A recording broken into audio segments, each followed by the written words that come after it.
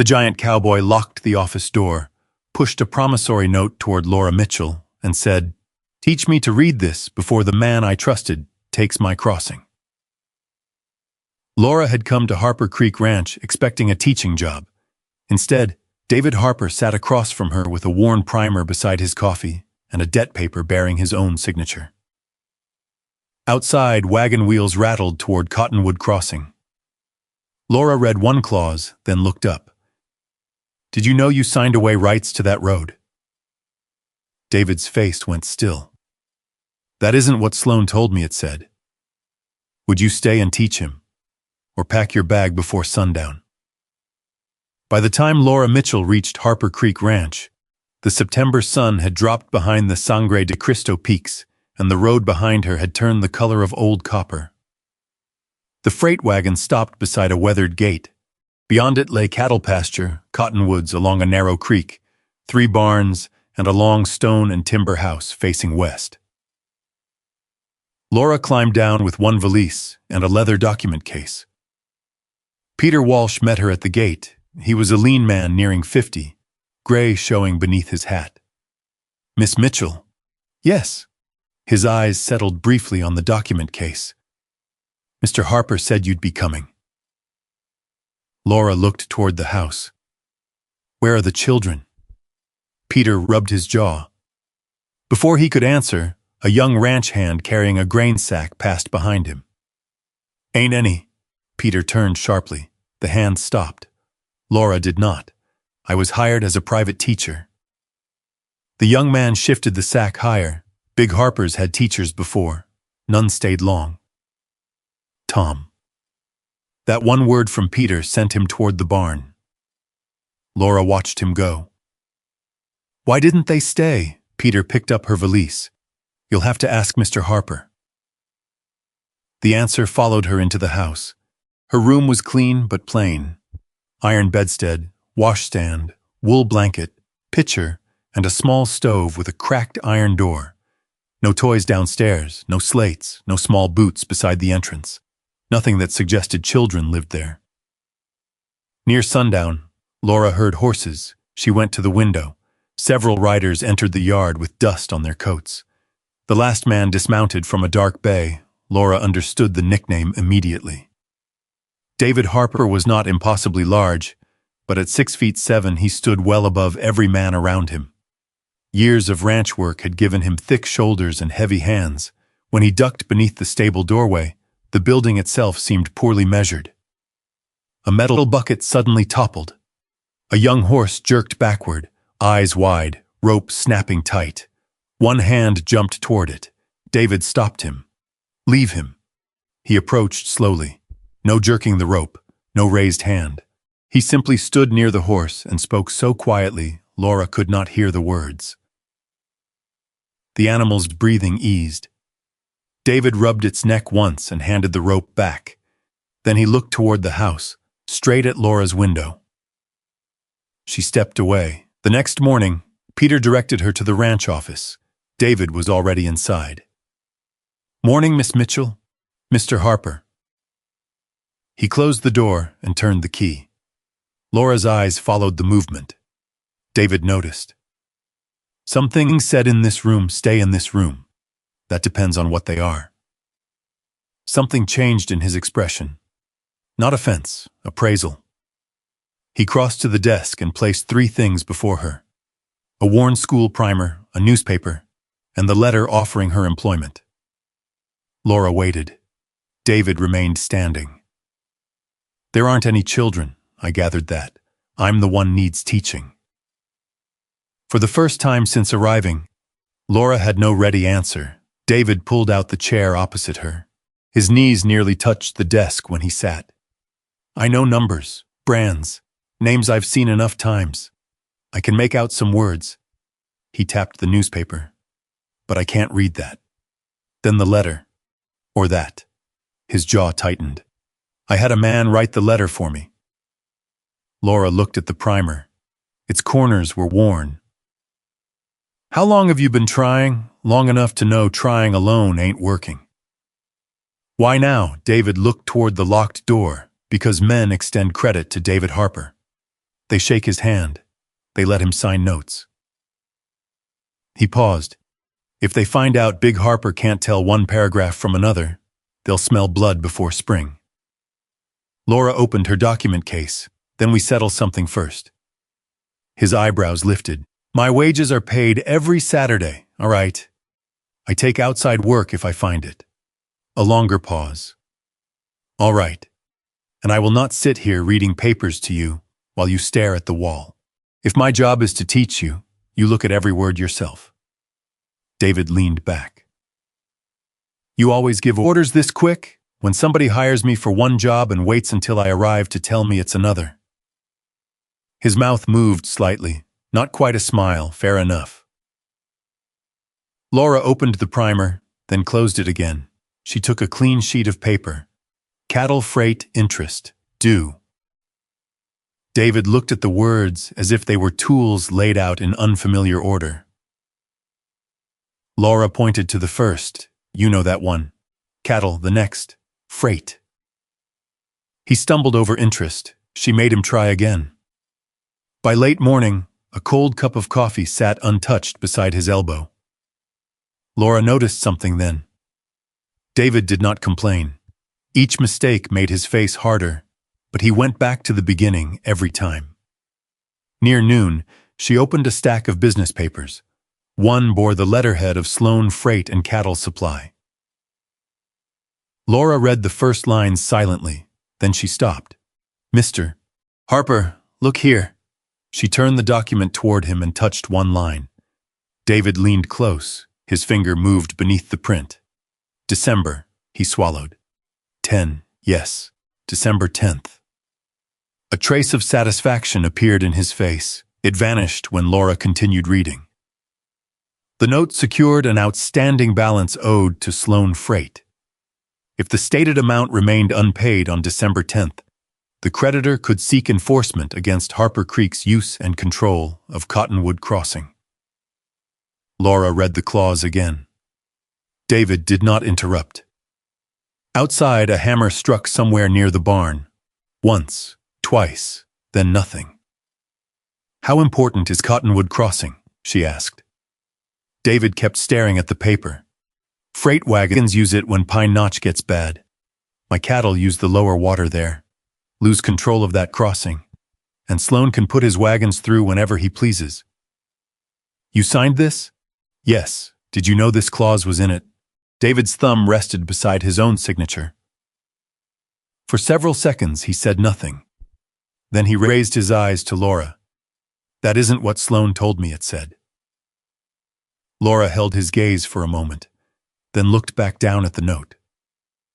What did he tell you? That it secured feed and wire through winter? Nothing about Cottonwood Crossing. David's voice stayed low, but one large hand had closed around the edge of the desk. Laura did not tell him to calm down. She slid the paper back toward him. Then we start here. For the next 2 weeks, the ranch office became a classroom without looking like one. Laura used whatever lay at hand. Feed labels, cattle tallies, freight receipts, notices from Elk River, a worn account book with grease along the spine. David learned slowly, but once he understood a word, he rarely forgot it. One cold morning, Laura set a freight receipt in front of him and pointed to the quantity line. He worked through it under his breath. 16. Then he looked toward the yard. 16 sacks of oats. Laura nodded. David stood so fast the chair scraped backward. That wagon brought 12. You're certain? I unloaded it. He crossed to a shelf, pulled down a small tally board, and showed her 4 short knife marks beneath the date. 3 trips from the wagon, 4 sacks each. Laura checked the receipt again. 16 charged, 12 delivered. That afternoon, she started a separate ledger. Freight charged, freight received, difference. David watched her draw the columns. This happen often? I don't know yet. He stared at the figures. That means yes. It means we keep looking. He did. So did she. The work changed the rhythm between them. David began leaving the office door unlocked during lessons. Laura stopped asking whether he had practiced and simply noticed when he had. One evening, she returned to her room and found the stove door properly set on new hinges. No note. No mention of it at supper. The next morning, David found 5 words beside the coffee pot in Laura's handwriting: account balance, received, owed, paid. He read them while standing alone in the kitchen. Laura heard him from the hall and kept walking. A few days later, one of the younger hands came through the office and saw David sounding out an old advertising notice. "Boss, you planning to sell patent medicine now?" The boy laughed once. David folded the paper. Laura looked up from the ledger. The room went still. David could have broken the moment with one hard word. Instead, he handed the boy a stack of invoices. "Take these to Peter." The hand's smile disappeared. "Yes, sir." When he was gone, Laura said nothing. David looked at the folded notice. Men hear what they expect to hear and see what they expect to see. His eyes lifted to hers, that was all. By mid-October, Laura began riding into Elk River every Saturday. Martha Green's boarding house stood near the livery, a 2-story frame building with a blue door and a porch polished smooth by boots. Martha had heard Laura could write a clean business letter and keep figures straight. The first morning, she handed Laura 3 unpaid livery accounts, 2 letters to family back east, and a feed invoice. "Can you make sense of this mess?" Laura smiled faintly. "That depends how honest you want the answer," Martha laughed. "Very. The work paid less than Harper Creek. That was not the point. It was hers." When David learned about it, he leaned against the office doorway with his arms folded. "I can raise your wages," Laura kept writing. "I didn't ask you to. It'd save you the ride." She set down the pen. "I came west so one person could not decide my roof, my wages, and my future all at once." David's expression tightened. Not anger, recognition. After a moment, he nodded. "All right." The next Saturday, a gentle sorrel mare stood saddled near the porch. Laura looked at Peter. "Mr. Harper says she's for town days." David came out of the barn before she could answer. $2 a month for use. Feed included. Laura studied him. "That the regular rate? Martha charges more." A small smile touched her mouth. "Then I'll take it." He tipped his head once. No gift, no debt. That evening, after she returned from Elk River, Laura spread 3 freight receipts across the office desk. 2 carried different invoice numbers but listed the same wagon, same date, same load. David leaned over her shoulder, charged twice. "Yes," she moved to the 3rd. "This one is worse." At the bottom was a receipt acknowledgement. David Harper. The signature looked close enough.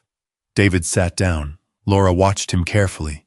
"Is it yours?" His thumb moved over the paper. "I don't know." "You don't know?" His face hardened with something deeper than embarrassment. "For years, Sloan would put papers in front of me and tap where I was meant to sign." David pressed one finger to the line. "Right there, Dave." Laura said nothing. He looked up. I trusted him. Outside, wind pushed dry cottonwood leaves across the yard. Laura gathered the receipts slowly. "How many papers did you sign that way?"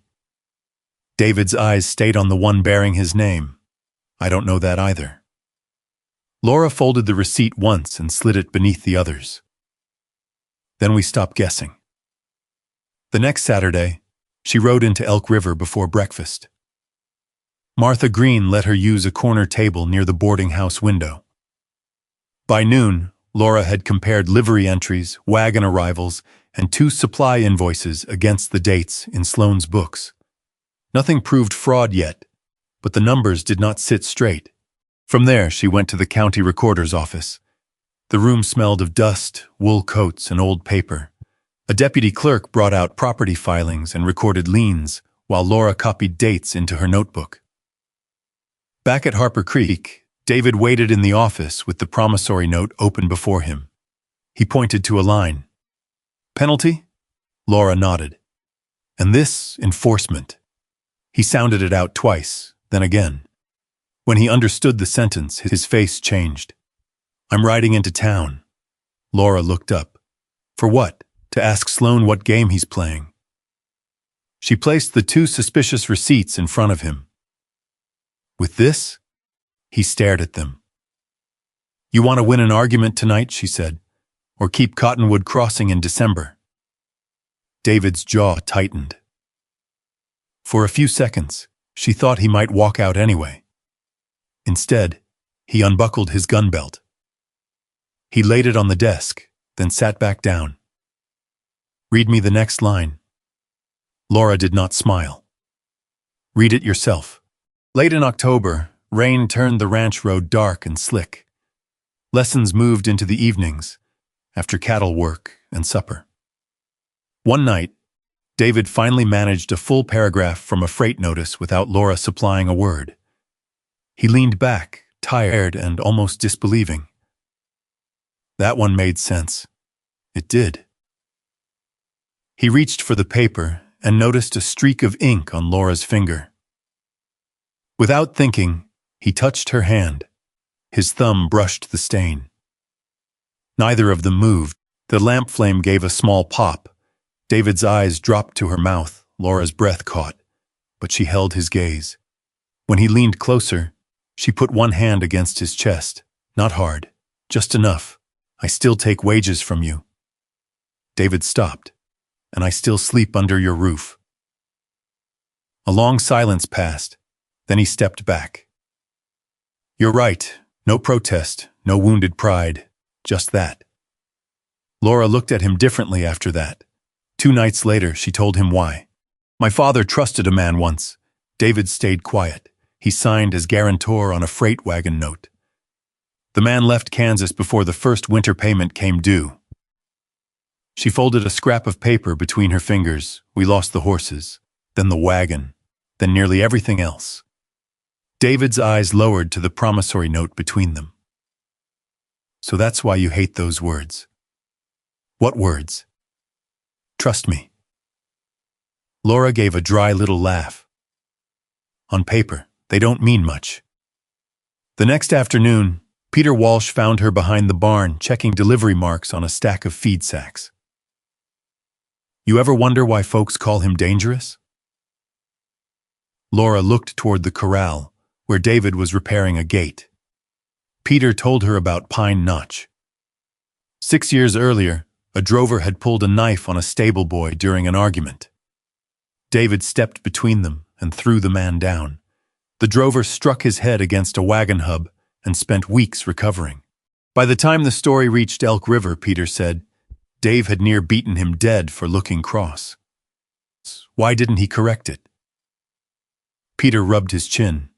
Man had a wife and 3 little ones. A hearing would have put him in jail. Laura looked back at David. He paid their feed bill that winter, too. Peter walked away before she could answer. That evening, a hammering sound came from the front porch, not carpentry, one hard strike, then another. David and Laura reached the door together. A notice had been nailed to the post. Sloan Freight and Cattle Supply. Settlement due December 10th. Failure to satisfy the secured balance would result in enforcement of the Cottonwood Crossing claim. David ripped the paper down. Laura took it from his hand before he could tear it. Don't! His eyes flashed. We need it. The wind had turned colder. That night, Laura spread the freight records across the office floor. One date caught her attention. A shipment billed to Harper Creek had supposedly arrived on October 4th. But Martha's boarding house register showed the same wagon team lodged in Elk River that night after coming in from Pine Notch. Laura checked again, then a third time. She stood. David. He looked up from the primer. This wagon couldn't have delivered here that day. Where's the original freight register? At Pine Notch Depot, if they haven't moved it. Laura went to the window. White flakes drifted past the glass, the first snow of the season.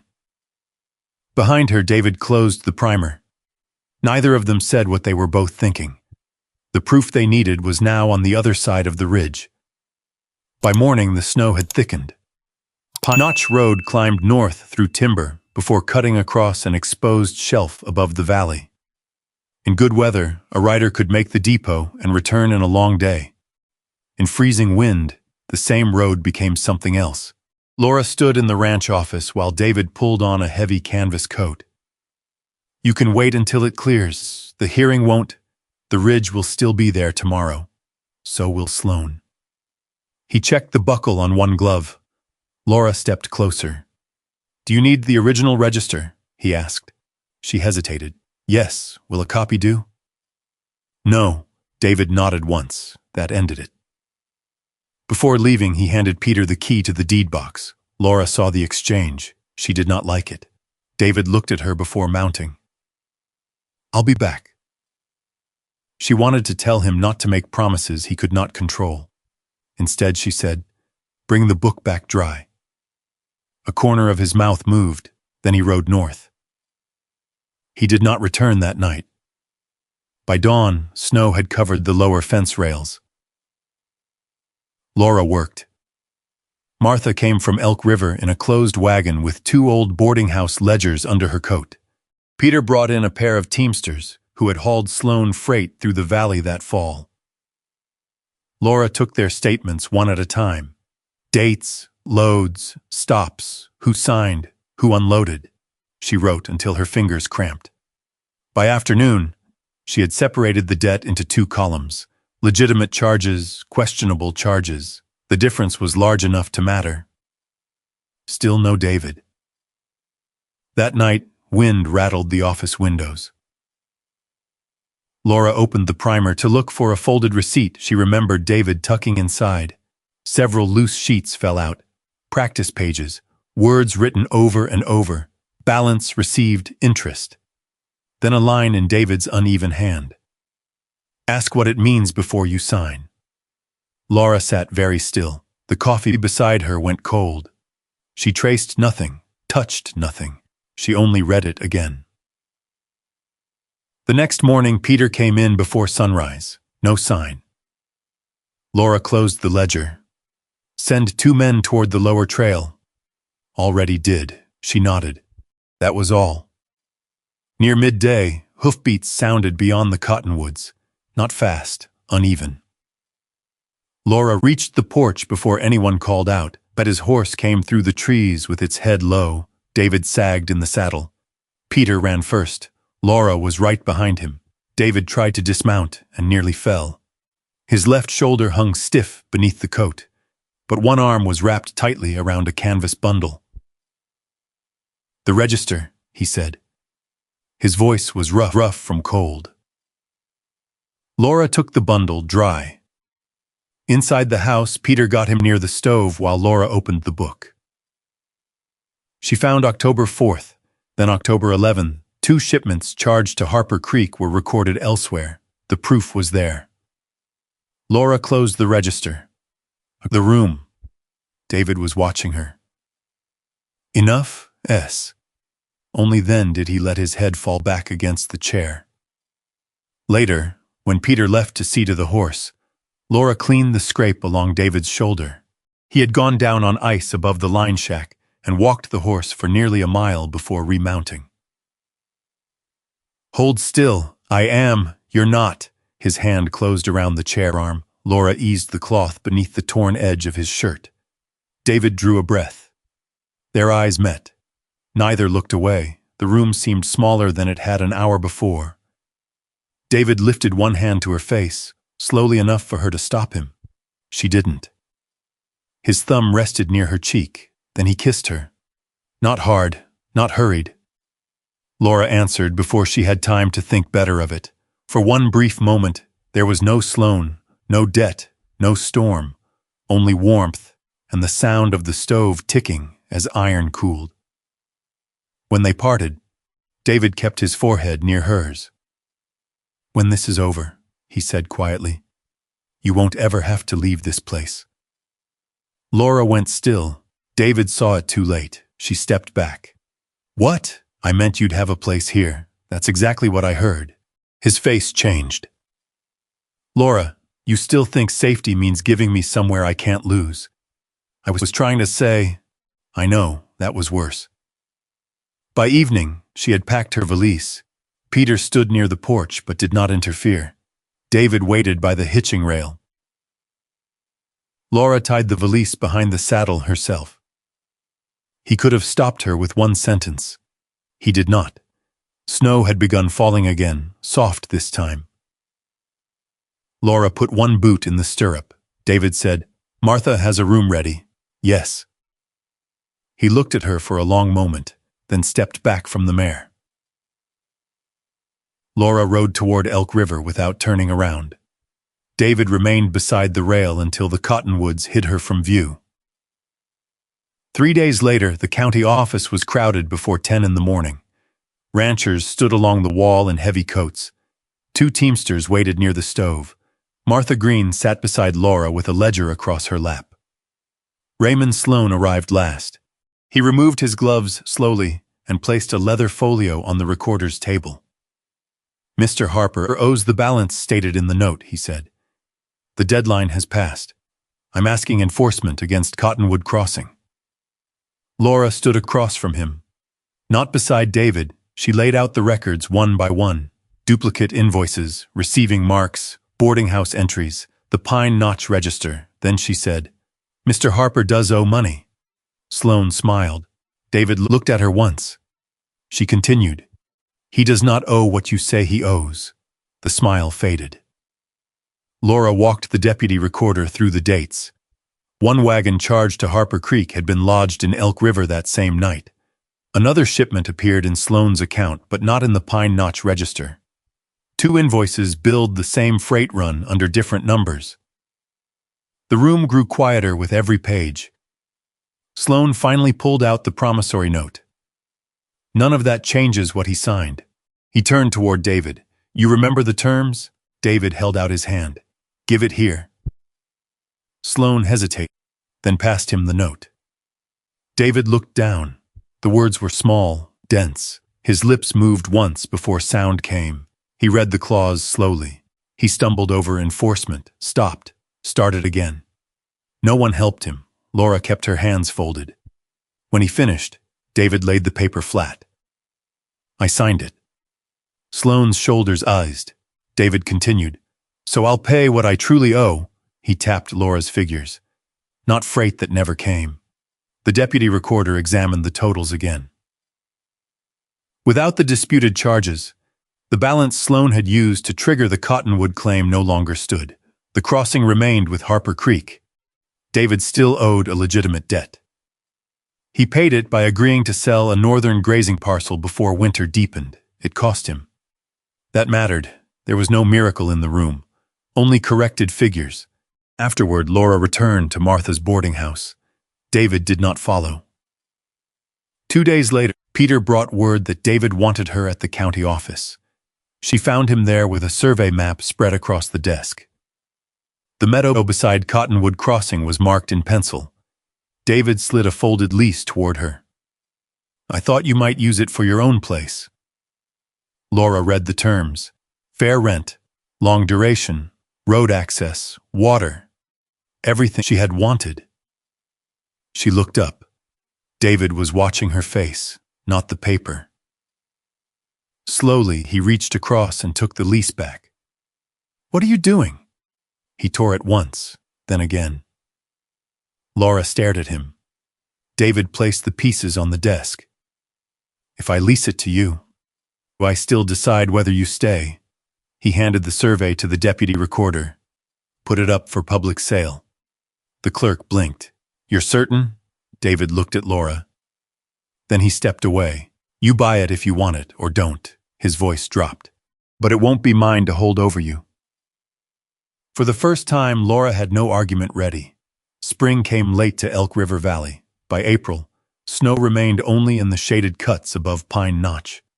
A new sign hung near Cottonwood Crossing: Mitchell Lessons and Accounts. Laura had bought the parcel with her savings, money earned from Martha's books, and a small documented loan she had read twice before signing. Children came in the mornings. Ranch wives brought letters after noon. Teamsters came with invoices folded into coat pockets.